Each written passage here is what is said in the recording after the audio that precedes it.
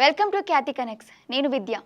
ఆంధ్రప్రదేశ్ రాజకీయాల్లో స్థానిక సంస్థల సమరబేరి మోగనుంది.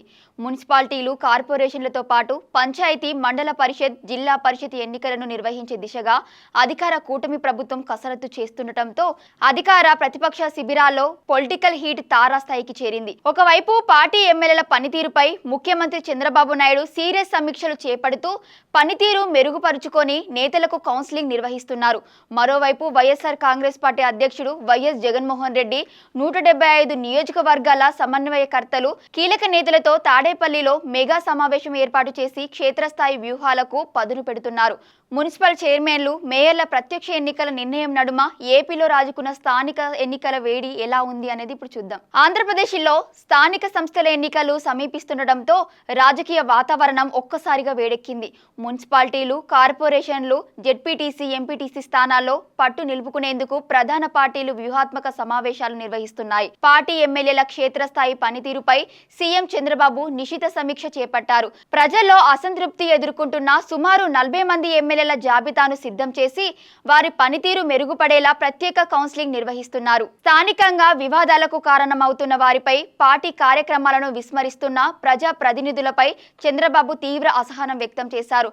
పార్టీ కార్యక్రమాలను ప్రజల్లోకి తీసుకెళ్లకపోతే భవిష్యత్తులో రాజకీయంగా నష్టపోవాల్సి వస్తుందని హెచ్చరించారు. ప్రతిపక్ష వైఎస్ఆర్సీపీ కూడా స్థానిక సంస్థల ఎన్నికలను అత్యంత ప్రతిష్టాత్మకంగా తీసుకుంది. రాష్ట్రంలోని 175 నియోజకవర్గాల ఇన్ఛార్జీలు, సమన్వయకర్తలతో జగన్ విస్తృత స్థాయి సమావేశం నిర్వహించి ఎన్నికల కార్యాచరణను ఖరారు చేశారు.